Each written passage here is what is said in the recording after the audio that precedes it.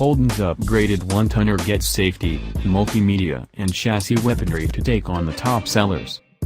The Falcon v Commodore game is over.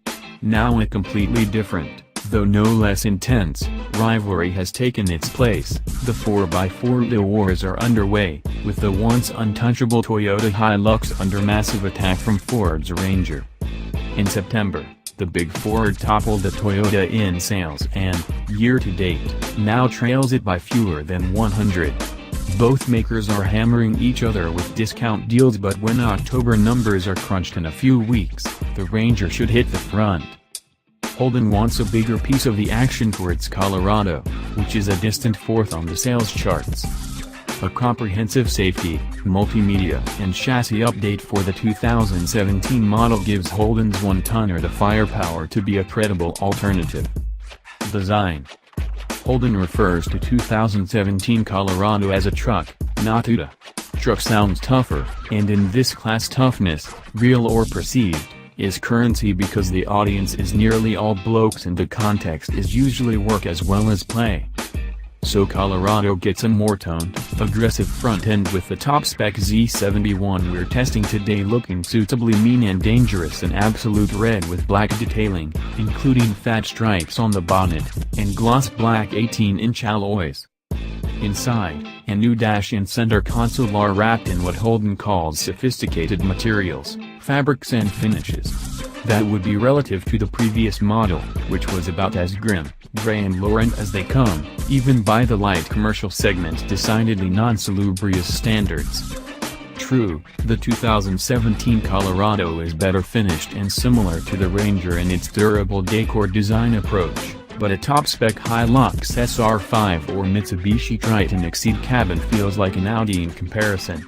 They have a much more sophisticated, stylish, high-quality ambience, as you should expect given price tags that now nudge an ambitious $60,000. Holden's MyLink multimedia features Apple, Android phone smarts. Voice control for navigation, phone and audio gets it right more often than most. It was hit and miss at reading the signal from my iPod, plugged in via USB. I'm 183 centimeters and found the driving position restrictive and uncomfortable.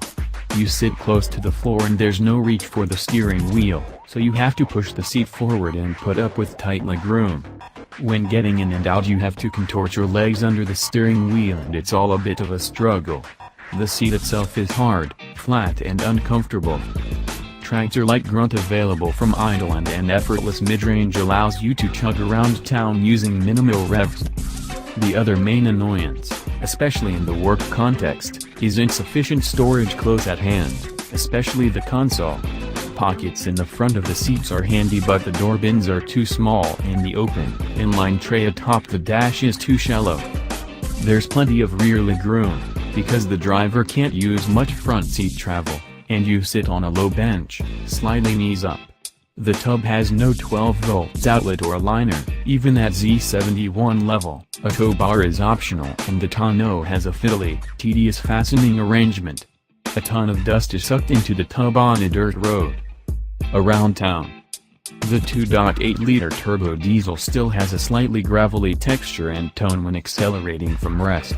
It's not quite as smooth or quiet as the Hilux's 2.8-liter 4. It's stronger than the Toyota engine, though, with tractor-like grunt available from idle and an effortless mid-range that allows you to jug around town using minimal revs and with a relatively light thirst. The brakes powerful, progressive and easily modulated on dirt. Driving for economy around Sydney, I achieved 8 to 9 liters/100 kilometers. The 6-speed shift mapping is more seamless than previously, though it's still prone to an occasional needless downshift when you touch the brakes. A supple low-speed drive just isn't doable in a truck designed to carry heavy loads, but the Colorado is reasonably forgiving and less lumpy and jostly than the Hilux. On the road, ride comfort improves with speed. On a rough country road at 100 km/h, the Colorado is among the better one-tonners, with well-controlled, compliant suspension that delivers secure road holding and absorbs big hits properly rather than sending them thumping through the body. Electric steering, with a faster rack for 2017, is tactile and precise, and the brakes powerful, progressive and easily modulated on dirt. Smooth and almost silent in cruise mode, the 2.8 easily averages 7 to 8 liters/100 kilometers on the highway. It muscles up when you need overtaking speed, too, with greater enthusiasm than the Hilux. Off-road, it's similarly impressive. However, there's no locking rear differential or protection for the transfer case. Maximum payload is 1,000 kilograms. Verdict: the substantial drivetrain and chassis engineering update gives the Colorado the performance, ride and handling to move ahead of Hilux and argue with Ranger for best-in-class status as a drive. However, the cabin still says $20,000 rather than almost $60,000, and it misses out on vital safety features such as blind spot monitoring and automatic emergency braking. Cramped and uncomfortable, the driving position is straight out of a very old and very primitive truck. What it's got: 7 airbags, stability control, trailer sway control, 8-inch color touchscreen, Bluetooth, digital radio, voice control, USB port, front and rear parking sensors, remote power windows and starting, rear camera with dynamic guidelines, collision warning, lane departure warning, tire pressure monitor, ice fix and tether strap anchors, 18-inch alloys, heated front seats, leather trim and soft tonneau cover. What it hasn't: automatic emergency braking, radar cruise, blind spot monitoring, rear cross traffic alert, tow bar, locking rear diff,